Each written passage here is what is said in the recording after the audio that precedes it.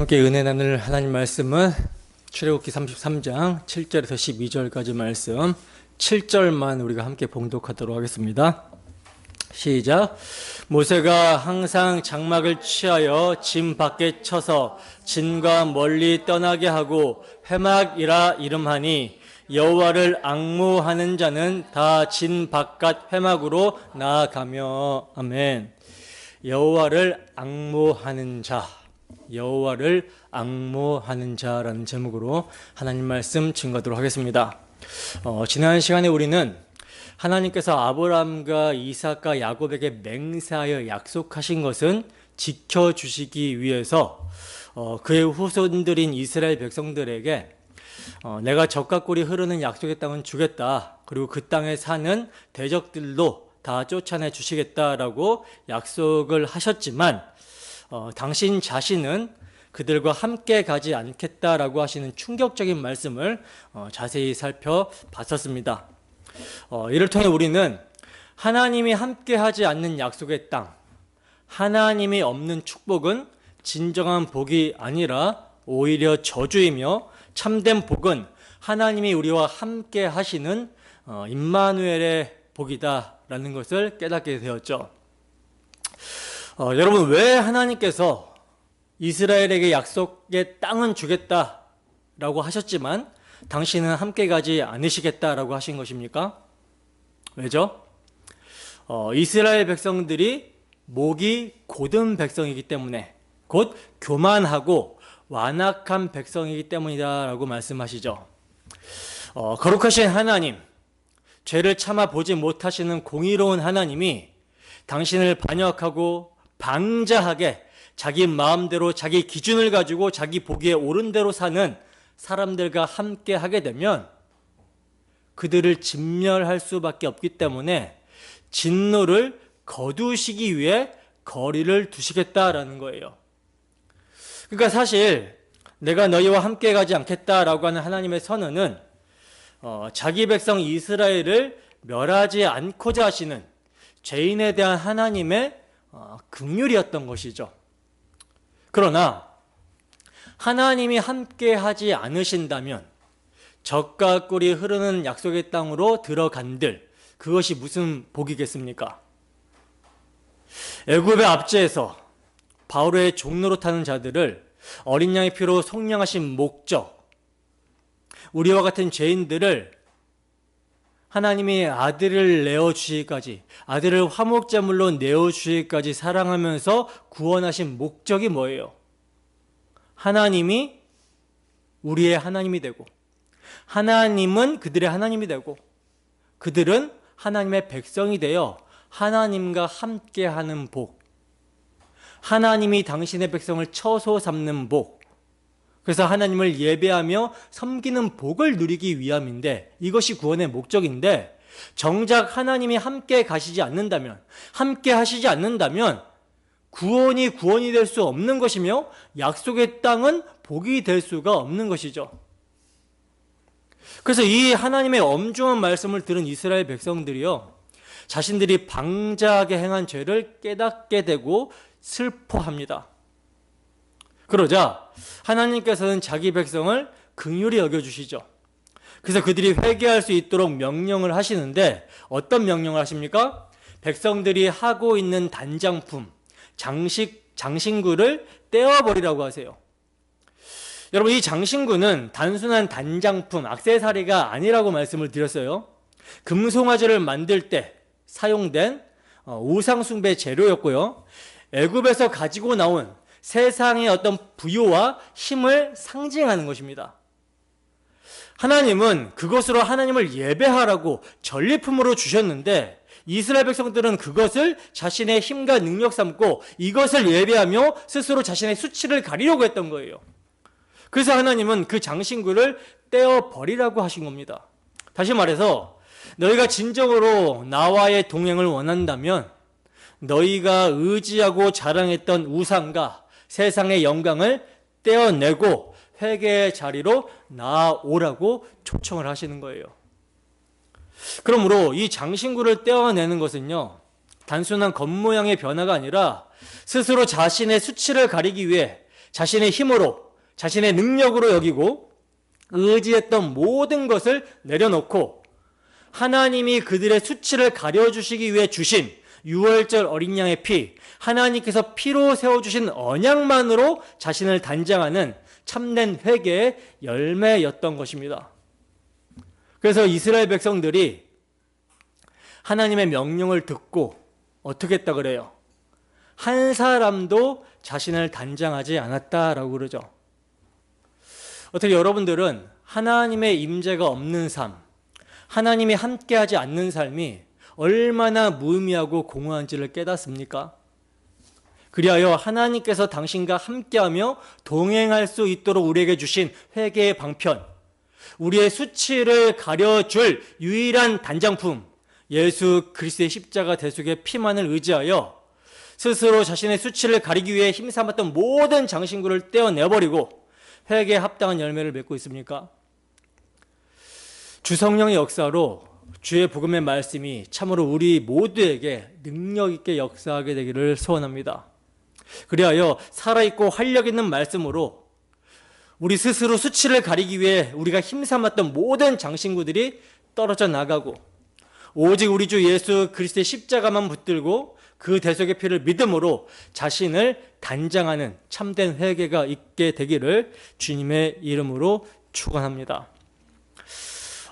자, 이제 오늘 본문은 하나님께서 나는 너희와 함께 가지 않겠다고 선언하시고 이를 들은 백성들이 슬퍼하며 장신구를 떼어내고 자신을 단장하지 않는 회개의 모습을 보인 이후에 모세가 장막을 따로 옮겨서 회막으로 세우고 그곳에서 여호와를 찾고 여호와께서 임재하시며 모세와 대면하여 말씀하시는 장면이 나오고 있는 내용인데 여기에 어떤 구속사적인 의미와 우리가 받아야 되는 교훈이 있는지를 살펴보도록 하겠습니다. 본문 7절 말씀입니다.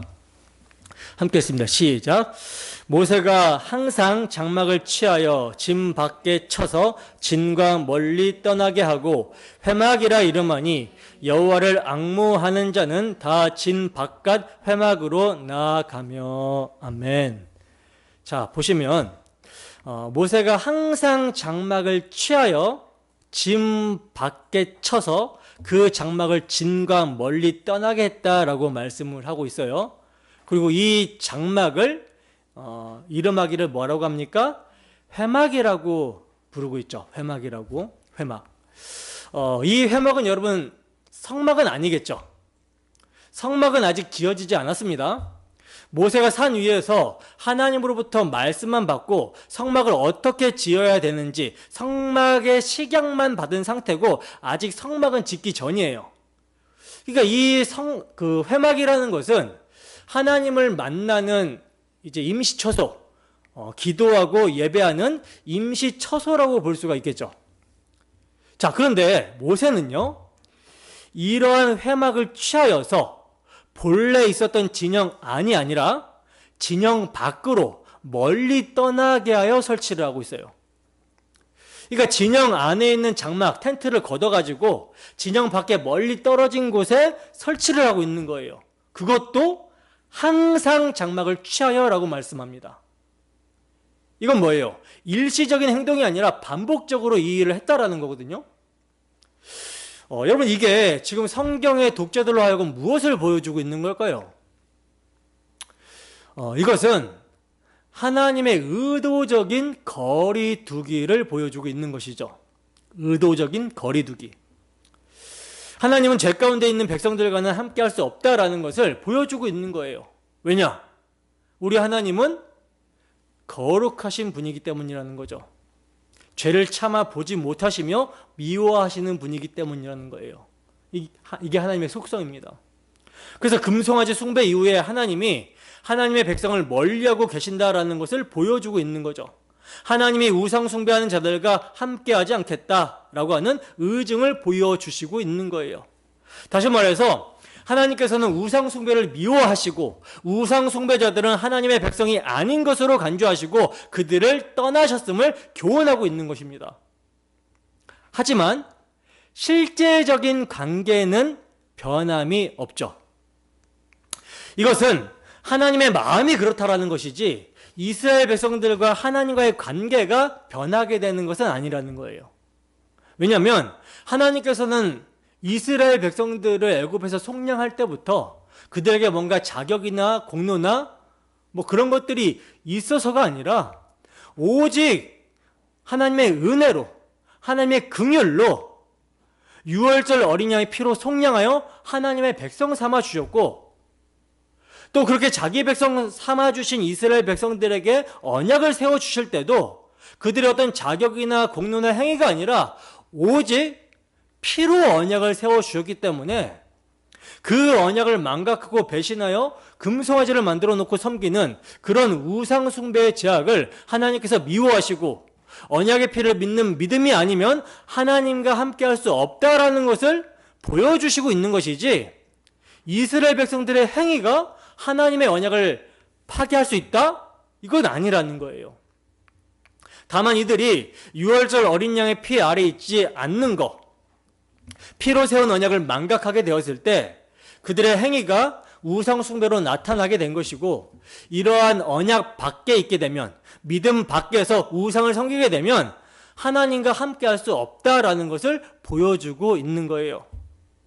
자, 그런데 만약에 이스라엘 백성들이 계속 회개하지 않고, 다시 말해서 어린 양의 피를 믿는 믿음, 피로 세운 언약으로 돌이키지 않고 계속해서 우상 숭배를 하고 하나님 앞에 범죄하고 있다면 어떻게 되는 거예요?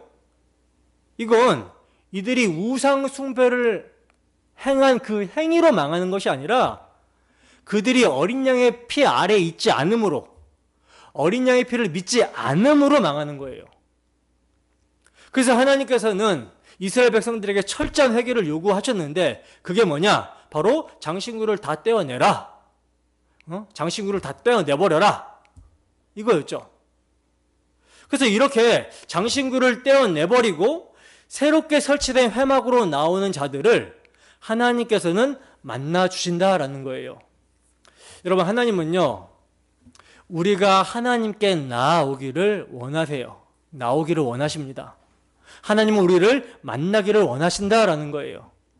다만 이전의 모습에서, 즉 스스로 자기 수치를 가리기 위해 자신의 지혜와 자신의 힘과 자신의 의를 의지하고 이것으로 단장하려고 하는 우상 숭배에서 철저히 돌아서서 자기를 부인하고 하나님이 마련해 주신 단장품, 어린 양의 피를 믿는 믿음으로 자신의 수치를 가리고 자신을 단장하여 나오기를 원하실 뿐입니다. 때문에 무턱대고 나가면 안 되겠죠. 여전히 죄에 대한 마음이 그대로인데, 예전에 악행을 저질렀던 그 습관 그대로, 그 마음 그대로, 죄를 사랑했던 그 마음 그대로 가지고 온다? 이건 하나님께서는 그런 사람들과 만나는 걸 원치 않으세요. 비록 우리가 죄가 있을지라도 이 죄가 나와 하나님과의 관계를 멀리하게 만들었다라는 것을 알고 깨닫고 그 죄를 미워하며 이제 결단하고 회개함으로써 하나님이 마련해 주신 의의 옷, 유월절 어린 양의 피, 언약의 피, 우리 주 예수 그리스도의 십자가 대속의 피를 믿는 믿음으로 자기 자신을 단장하고 하나님을 찾는 자들, 그 자들을 하나님께서는 만나길 원하신다라는 거예요. 그러면 그렇게 하나님을 찾는 자들이 어디로 나아가게 되는가? 자신이 속해 있던 진영 안에서 그 진영 밖으로, 하나님의 임재가 있는 어디로? 회막으로 나아가는 거예요. 그래서 그렇게 철저히 자기를 부인하고 죄를 내려놓고 장신구를 떼어내버리고 자신의 진영의 그 안전하고 익숙한 틀에서 벗어나 하나님께 나아갈 때 옛사람의 습관과 소욕을 부인하고 쳐서 복종시키고 하나님께 나아갈 때 그런 자들을 하나님은 만나주십니다. 이것이 바로 예수 그리스도 안에서 우리가 경험하는 복음의 실제인 거죠. 우리 주님은요, 진영 밖에서 고난을 받으셨습니다.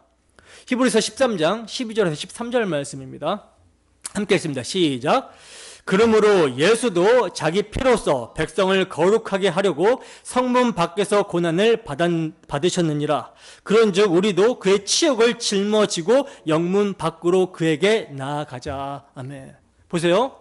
예수님께서는 자신의 피로 백성을 거룩하게 하시려고 어디로 나아가셨대요? 성문 밖. 오늘 본문의 표현대로 하면 진영 밖에서 고난을 받으셨다라고 말씀합니다. 이 진영 밖의 예수 그리스도의 고난, 십자가는요, 하나님의 거룩한 심판의 자리임과 동시에 구원의 자리가 되는 거예요. 바로 우리는 그 진 바깥 회막으로 나아가 예수 그리스도로 말미암아 하나님을 만나는 것입니다. 그렇기 때문에 우리는 스스로 묻지 않을 수가 없겠죠. 묻지 않을 수 없는 것이죠. 어떤 질문입니까? 나는 지금 어디에 서 있는가? 진영 안에 익숙한 자리에 안주하고 있는가? 아니면 장신구를 떼어내고 회개를 결단하고 어린 양의 피, 우리 주 예수 그리스도의 피를 의지하여 진영 바깥 회막으로 나아가고 있는가? 어디에 서 있는가? 여러분, 교회는 세상으로부터 구별하여 부름을 받은 거룩한 공동체입니다. 무엇으로 하나님께서는 구별하여 부르셨습니까? 하나님의 아들, 우리 주 예수 그리스도의 피로 구별하여 부르셨죠. 그러므로 부름을 받은 자들은요, 그리스도의 피를 힘입어 거룩한 공동체로 모이는 거예요. 모여서 무엇을 합니까? 그리스도 안에서 그 피로 한 몸 이룬 그리스도의 지체로서 몸으로서 하나님과 화목하며 하나님과 함께하여 하나님을 예배하는 것입니다. 이게 세상과 구별되는 모습이죠. 나 같은 죄인을 위해 벌거 벗겨지시고 고난받으시고 피 흘리신 예수 그리스도의 치욕이 우리의 수치를 가리며 우리에게 생명을 주고 우리에게 죄사함과 의롭다함을 주며 하나님의 자녀되는 권세를 주시는 것이기 때문에 우리가 그의 치욕을 짊어지고 세상 등지고 십자가를 바라보며 세상으로부터 구별된 거룩한 공동체 교회로 나아가는 것입니다. 교회로 모이는 거예요. 무엇을 하기 위해서? 하나님을 만나고 교제하기 위해서, 예배하기 위해서. 우리는 공동체로 부름을 받았습니다. 왜 공동체로 부름을 받았냐? 하나님의 사랑을 혼자 가지고 있으면 나눌 수가 없잖아요. 이거를 함께 지체된 자들과 나누라고 공동체로 부르신 거예요. 그게 예배입니다. 자, 그러면 어떤 사람이 회개를 결단하고 장신구를 떼어내고 진영 밖으로 하나님을 만나고자 나아가게 되는 사람일까요? 어떤 사람이 나아갈까요? 어떤 사람이 나아가게 되겠습니까? 오늘 본문을 보시면 여호와를 앙망하는 자, 여호와를 앙모하는 자는 다 진 바깥 회막으로 나아가며 라고 말씀합니다. 그러니까 여호와를 앙모하는 자가 회개를 결단하고 장신구를 버리며 진영 밖 회막으로 나아가게 된다라는 거예요. 여러분, 앙모라는 말의 사전적 의미는요, 우러러보고 사모한다라는 뜻이고요. 이걸 원어로 보면요, 기다리다, 갈망하다, 전심으로 바라다라는 뜻을 가지고 있는 단어예요. 그러니까 여호와를 앙모하는 자란 단순히 종교적인 사람, 의식적으로 형식적으로 예배를 드리는 사람을 말하는 것이 아니라 이 표현은요, 깊은 사모함과 절실함, 그리고 하나님 외에 다른 어떤 것도 구하지 않겠다라고 하는 전적인 헌신이 담겨있는 그런 단어라는 거죠. 단지 하나님 나 좀 도와주세요라고 하는 수준이 아니라 하나님 주님만이 나의 유일한 소망입니다. 주님 아니면 안 됩니다 라고 하는 고백, 전적인 사모함. 여러분, 이 세상에서 우리가 앙모할 자가 하나님 외에, 예수 그리스도 외에 누가 있겠습니까? 지금 회개를 결단하고 장신구를 버리고 진 밖으로 나아가는 자들이 무엇을 깨달았기 때문에 여호와를 앙망하며 진 밖으로 나아가고 있는 것이죠? 이들이 뭘 깨달았죠? 여호와를 앙망하기 전에, 회막으로 나아가기 전에 뭘 깨달았죠, 이들이? 하나님께서 주신 율법의 돌판, 증거판이 박살났어요. 그들의 죄 때문에. 오늘날로 말하면 예수님의 십자가를 깨달은 거예요. 나의 죄 때문에 예수님의 십자가에서 피 흘리셨다라는 거, 예수님의 십자가가 나와 관계가 있다는 것을 깨달았던 거예요. 그리고 그 금송아지 우상 숭배로 인한 하나님의 진노의 심판을 레위 자손들을 통해서 보여주셨죠. 그래서 하나님의 진노의 심판이 그들에게 임했던 것을 경험하고 나서야, 자신들의 죄인됨을, 그 비참함을 처절하게 경험하고 나서야 금송아지가 앙무할 대상이 아니라는 것을 깨닫게 된 것입니다. 아, 우리가 굉장히 대단하다라고 생각했던 이 금붙이, 이 금붙이로 만든 송아지, 이것이 나를 구원하는 것이 아니구나. 이 금붙이가 애굽에 임한 하나님의 진노, 애굽이 상징하는 악한 세대에게 임할, 죄인들에게 임할 죄에 대한 하나님의 진노로부터 우리를 가려줄 수 있는 것이 아니구나, 우리를 구원해 줄 수 있는 것이 아니구나 라는 것을 알게 되고, 그래서 이제 돌이켜서 금송아지의 재료였던 장신구들 다 빼내고 오직 여호와만을 앙망하며 하나님께 나아가는 거예요. 여러분, 이건요 엄청난 신앙의 전환점입니다. 하나님의 심판을 경험하고 이제 그들의 눈을 돌려 진짜 구원자, 진짜 하나님, 살아계신 여호와를 바라보기 시작한 거예요. 여러분, 우리에게 정말 십자가가 실제가 되고 있습니까? 십자가에서 우리의 정욕과 탐심이 못 박혔다. 십자가를 사이에 두고 세상에 대해서 죽은 것이 실제가 되십니까? 그래서 정말 우리 구주 예수 그리스도 외에는, 우리 하나님 외에는 소망이 없다라는 것을 깨닫고 구주 예수 그리스도를 앙망하며 짐 밖으로, 세상 밖으로 나아가 거룩한 공동체, 교회로 모이고 있습니까? 예레미야 선지자는요 오직 하나님만이 앙무할 대상이라는 것을 이렇게 예언합니다. 예레미야서 14장 21절에서 22절 말씀입니다. 함께 했습니다. 시작. 주의 이름을 위하여 우리를 미워하지 마옵소서. 주의 영광의 보호자를 욕되게 마옵소서. 주께서 우리와 세우신 언약을 기억하시고 패하지 마옵소서. 이방인의 우상 가운데 능히 비를 내리게 할 자가 있나이까? 하늘이 능히 소나기를 내릴 수 있으리까? 우리 하나님 여호와여, 그리하는 자는 주가 아니시니까? 그러므로 우리가 주를 앙망하옵는 것은 주께서 이 모든 것을 만드셨음이니이다 하니라. 아멘. 여러분, 하나님의 백성에게는요 우리가 지금 읽은 이 말씀과 같이 이러한 인식과 이러한 고백이 있어야 됩니다. 제가 지금 하나님의 백성에게는 두 가지가 있어야 된다라고 말씀을 드렸어요. 인식과 고백입니다. 여러분, 인식이 없어도 고백할 수 있죠. 그냥 습득되어서 형식적으로, 습관적으로 고백할 수 있어요. 그리고 인식은 했지만 고백하지 않는 사람들이 있을 수가 있겠죠. 분명히 하나님이 하신다라고 알고 있지만 그것을 받아들이기 싫어하는 사람도 있습니다. 하지만 참된 신자는 하나님의 역사를 인식하고 그것이 하나님이 하셨다라고 고백하고, 그러므로 하나님이 앙무할 유일한 대상이라는 것을 발견하여 그분만 바라는 거예요. 우상 중에 비를 내리게 할 신이 있습니까? 소나기를 내릴 수 있게 하는 신이 있습니까? 어디 있겠습니까?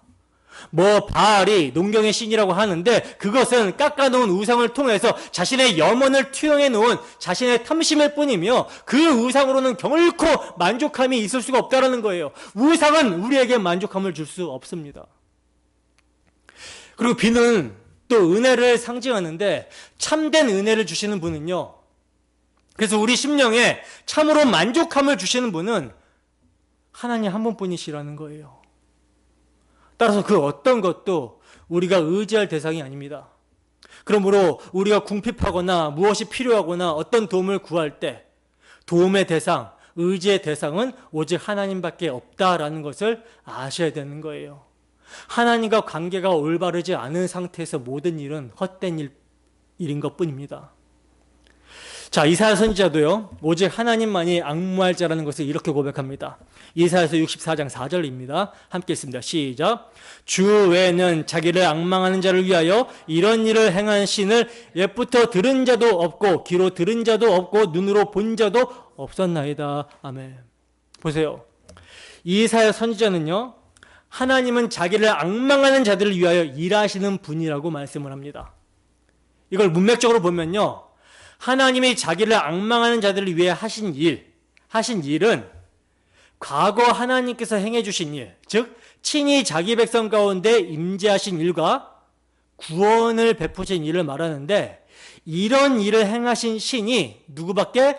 주 밖에는 없다라는 거예요. 주 외에는 없다라는 것입니다. 때문에 하나님은 자기를 앙모하는 자들을 기억하시고 찾아오시고 만나주시고 회복시키신다라는 거예요.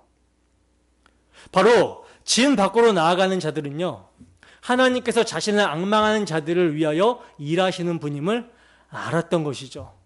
그래서 그들은 여호와를 앙망하며 진 바깥 회막으로 나아갔던 것입니다. 그들은 이렇게 외친 셈이에요. 하나님, 저는 주님 없이는 안 됩니다. 주님만 바라봅니다.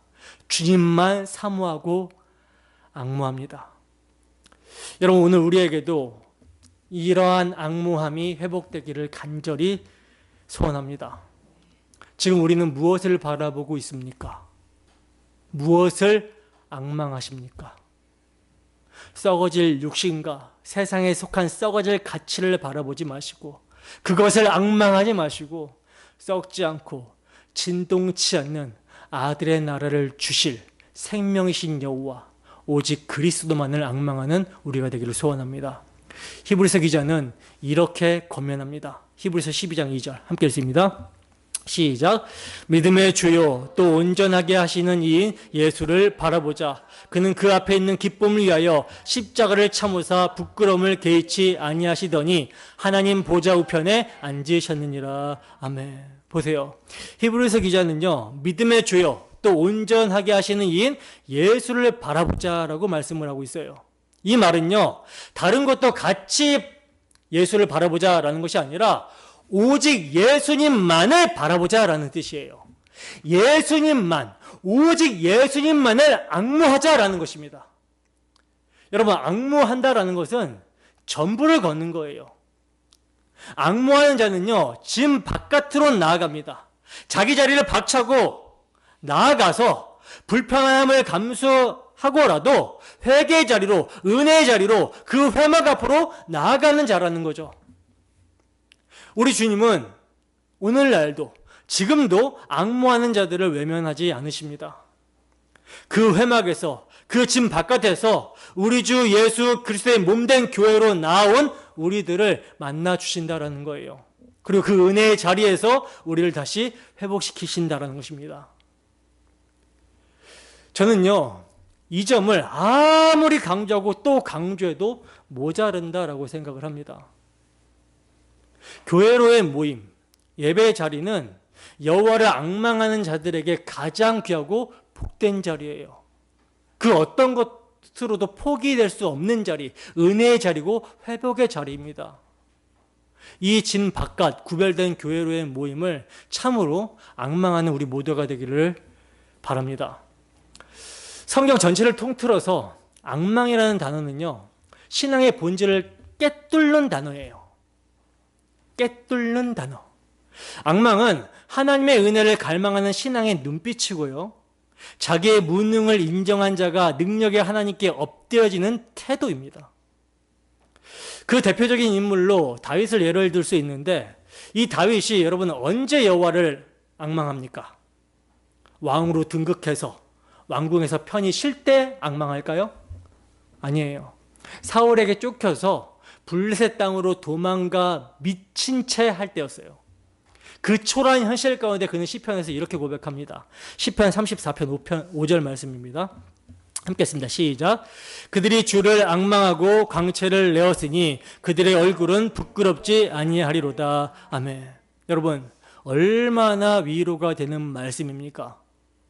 다윗은요, 블레셋 왕 아기스 앞에서 수염에 침을 질질 흘리고 성문 문짝 위에 아무렇게나 글자를 긁적이며 미친 채 해야 했어요. 근데 그렇게 미친 채 할 때 자기 손에 들린 것은 골리앗의 칼이었죠. 그러니까 그토록 강하고 두려웠던 자의 칼을 들고 있었지만 정작 그는 미친 자로 연기를 했어야 했다라는 거예요. 젊은 사자와 같은 칼을 들었지만 아무 소용이 없었습니다. 왜냐? 진짜 힘은, 진짜 능력은 그 칼에 있는 것이 아니었기 때문입니다. 다윗은 이때 능력은 칼에 있지 않고 하나님을 앙망하는 데 있다는 것을 깨달았던 거예요. 그래서 그는 시편 34편 10절에서 이렇게 노래합니다. 함께 했습니다. 시작. 젊은 사자는 궁핍하여 줄일지라도 여호와를 찾는 자는 모든 좋은 것에 부족함이 없으리로다. 아멘. 여러분, 젊은 사자는 어떻습니까? 봤을 때 어때요? 강하죠. 다 물어 뜯어버릴 것 같죠. 날쌘 맹수예요. 하지만 그렇게 강하고 능력 있는 날쌘 맹수라 할지라도 때로는 사냥에 실패해서 배고프며 때로는 넘어집니다. 사냥을 잘못했다 죽는 경우도 있어요.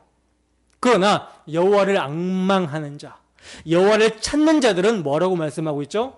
모든 좋은 것에 부족함이 없다라고 말씀합니다. 왜냐? 그의 능력의 근거가 어디 있기 때문에?